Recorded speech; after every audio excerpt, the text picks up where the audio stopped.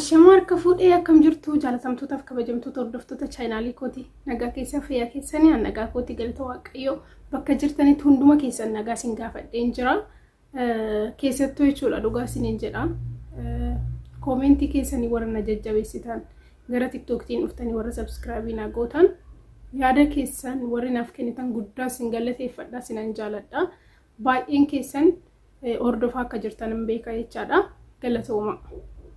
Har'a ijoollee baay'een gara YouTube fi gara TikTok gaafi hedduu na gaafatanii jirtanii gaafi san keessa lamaan tokko sinifan deebisaa kan na fayyadee fi kan an ofii kiyyaa itti fayyadamee argee jechuudha baay'een keessan waa'ee rifeensaa na gaafatanii jirtanii anis waan fayyadamu hedduu waa'ee rifeensaa waan baay'ee share godhe viidiyoo kan duwwaa osoo hin taane jechaadha kanaafuu keessa galtanii ilaaluu hin dandeessan jechaadha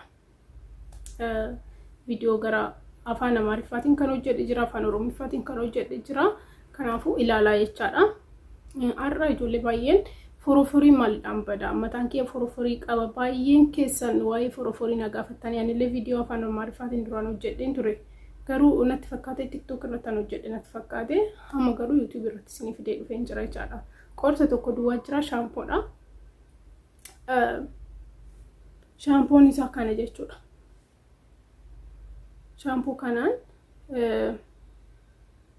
anti dodoruf shampoo jedha kan naana keessi isaa akka waan saamunaa ilkaaniif fakkaata jechuudha malee shampoo fakkaatu እና ani mataan kee baay'ee foroforii qaba jechaadha yeroo na danfisiise yeroo na daffee kaleessas har'as ta'ee dhiqadhe ka sa'aatii na nyaata jechaadha yeroo keessattuu warri shaashii hidhatanii hojjetan jechuudha akkasumas immoo namni foroforii qabu hundumtuu mataan isaa hin nyaata dhiiras haa ta'u durbas haa ta'u yoo ho'ee yoo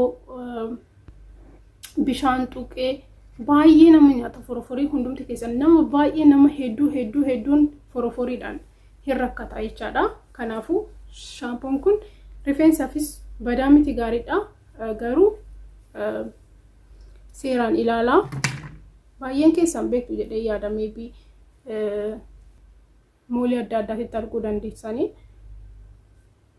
kanaadha jechaadha kanaanaati baay'ee tokko gaariidha ani ergan kanaaf fayyadamuu waggaa darbeen jira haga ammaa kana jechaadha rifeensi koo foroforii godhatee sin beeku jechuudha torbee lama yoo son teessise homaa tokko foroforiin godhatu እና baay'ee gaariidha sinin oksisu shampoo akkasii fayyadamaa jechuudha warri foroforiidhaaf maal godhuu qabna jettanii baay'een keessan na gaafatanii jirtan jechuudha baay'een keessan immoo viidiyoo darbee kan duraanii ilaaltan jechuudha yeroo nani waa'ee rifeensaa hojjedhu na gaafattan gaafii deebistaniituma viidiyoo nani duraan hojjedhe ilaalaa hin bubuqqaa rifeensi koo hin ciccita hin caccaba warra naan jettaniif qibaatii maalii fayyadamuu akka qabdan akkamitti fakkeenyaaf kan isinirraa bubuqqa'u yookaan caccabu yoo ta'e jechuudha kan caccabu osoo hin taane kan bubuqqa'u dabbasaan keessan kan bubuqqa'u kan ciccitu yoo ta'e bishaan seeraan dhuguu qabdanii riba rafuu qabdanii yaada baay'ee kan yaaddan taanaan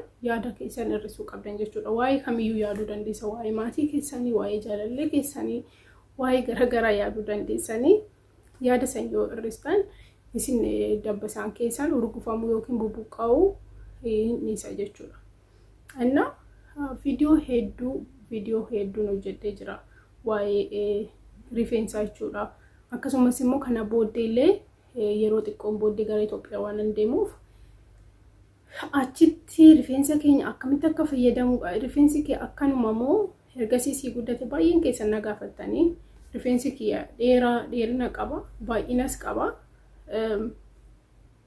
baay'een keessan na gaafatanii jirtu rifeensi kee kan dhalootaati moo naaf guddatee jira dhugaa isiniin jedhaani anillee akkuma keessan YouTube's nan laalaa wantoota immoo mana keessatti jechuudha keessattuu qibaatii hojjechuu yoo beektan zayita mana keessatti zayitoon irraa qurunfudaa walitti maktanii akkasumas immoo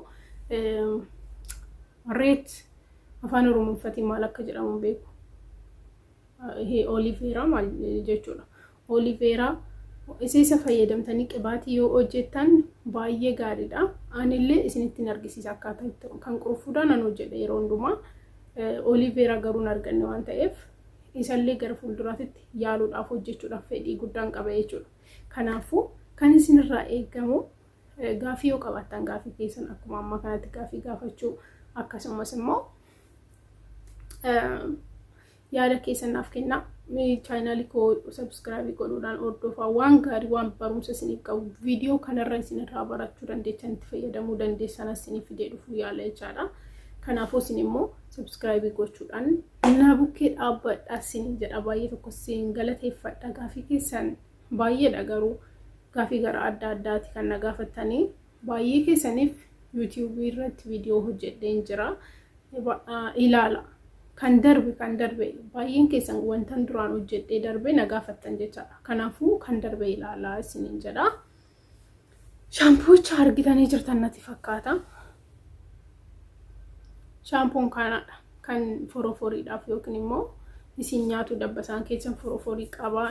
Foroforii namarraa namatti hin darbaa baay'ee jechuudha. Filaa tokkotti yoo fayyadamtan nama biraa waliin isinitti daddarbuu danda'a. Akkaataa rifeensi keenya shurrubbaa yookiin immoo yeroodhaan banagaraachin ላይ እንትኒን jechuudha maal maqaan isaa foroforii nama qabu yoo tokko fattanillee yoo shurrubbaallee dhaatan dafeesiin jalaa bada jechuudha. Torbee yoo tokko itti fayyadamuu dandeessan. Maaliif ani yeroon foroforii qabutti nan beeka waan ta'eef jechuudha. Yoo shurrubbaas gadi dhaadhe na oksisa waan ta'eef torbee guyyaa 2 guyyaa 3 na jalaa bada jechuudha. Tuksiinillee akkasuma na jalaa bada. Kanaafuu shaampuun kun gaariidha. Bitaatti fayyadamaa mee baay'een keessan beekuus dandeessanii warri beektanis eeyyee sirriidha jedhaati barreessaa. Warri akkasuma immoo itti fayyadamtanii argitanii ilaaltanii yoo jettan akkasiif fayyade namoota biraatiif illee gwaddanyota keessaniif illee itti maatii yaa bitatan jechuudha. Baay'een keessan akka foroforiidhaan rakkachaa jirtan natti himtan TikTok irratti gaafii baay'ee na gaafattan ijoollee hedduun rifeensi kiyya na nyaata rifeensi kiyya foroforii qaba maaliin godhaa kanaan niqattanii yoo foroforiin keessan isinitti deebi'ee jiraatee ta'e jechaadha. Kanaan niqattanii yoo foroforii ammallee foroforii qabdan ta'e rakkoo biraatu waan ta'eef mana yaalaa deemuu qabdan. Dhugaa isin jedha. Malee an akka kiyyatti foroforii akkasitti ofooqeen jechuudha dhumarratti hin dhiiga rifeensi kiyya qodaan kiyya jechuudha. Kanaafuu shaampuu kana fayyadama. Gaafii biraallee yoo qabaattan gara rifeensatii waa'ee jaalalaa nan hojjedha. Waa baay'ee ofii kiyyaafis kitaaba adda addaati irra dubbisee googilii irra ilaalee viidiyoo hedduutti fayyadamuu dandeessan yeroo natti fudhachuu danda'a viidiyoo hojjechuudhaaf. Garuu amma kana garuu sheer godhaatuma hin jira. Please channel koo subscribe gochuun dagatina. Baay'ee tokko sin jaaladha sin kabaja jechuudha. Keessattuu warra yaada keessan naa kennitanii warra subscribe naaf gootan ammallee subscribe naaf godha, share naaf godha. Sinan jaaladha baay'ee tokko sinan kabaja. Immoo afaan Amaariffaa itti makiin yeroo haasoftu warri naan jettan please dhiisa akkasin jedhina. Maaliif ani akkaataan itti guddadhee haasaa dhufetti naasaa jira ammas. Ani afaan Oromootiin nan baradhee afaan Oromootiin barreessa dubbachaa guddadhee afaan Oromootiin nan baradhee garuu dogongoruun danda'a. Nama miti yeroo nani Amaariffatti makee yookiin immoo viidiyoo kiyya duraan Amaariffaan hojjedhe yeroo ilaaltan naafxanya naan jedhina. An naafxanya osoo hin taane ani dhugaa siin jedha. Hiika naafxanya hiika waan garagaraa hin beeku. Maaliif ani yaada kiyya kan kennuu barbaadu waan biraatitti malee waa'ee naafxanya waa'ee waan biraa keessa nan seensisana. Maaliif namni hunduu kennaa garagaraa qaba. Kennaan koo waa'ee rifeensaa dubbachuu waa'ee jaalalaa dubbachuudha. Kalaas isin immoo waan biraa hojjedha. Dhimma keessanii mirga guutuu qabdan. Isin waa'ee gosa keessanii haasa'uudhaaf isin waa'ee biraa haasa'uudhaaf dhimma keessan mirga qabdu. Kanaafuu ani immoo waan akkana keessa nan seensisina. Namni hundinuu waa'ee gosummaa haasa'uu qaba jettanii yaaddanii yeroo kanatti namni kamiyyuu ana Oromoo koo akka tuquun barbaadu. Oromoon kiyya immoo lafa akka eetuma Amaaraa akka tuquun barbaadu. Wal kabajee namni kamiyyuu wal kabajee jaalalaan akka jiraatu barbaada. Kalaas kanaafuu warra naafxanyaa naan jettan. Please an naafxanyaa miti anumaa miti an nama tokko baas kanuma guddaa sin jaaladhaa sin kabajaa. Gaafii keessan gaafadhaa yaada keessan kennaa walii kennaa isinillee gaafii garaagaraatiif jechuudha. Guddaa tokko sin jaaladha. Nagaan naaf tura. Viidiyoo itti aanu nama wal arginutti viidiyoo kanarra isinirraa barachuu dandeecha. Share isiniif godhu yaala subscribe gochuu hin dagatinaa. Mallattoo bilbilaa gadi tuquu hin dagatinaa. Viidiyoo gaafii keessatti warri gaafii na gaafatan mallattoo bilbilaa tuqa. Maaliif viidiyoon dafee nu biraan ga'uu naan jechaa jirtan. Viidiyoon dafee kasi biraan geenyeef isin mallattoo bilbilaa san yookiin dawil milikitii jedhamu san inni tuqxan kanaaf viidiyoon dafee isin biraan geenya. Khalas viidiyoo isa gad tuqa sinan jaaladha. Ciao.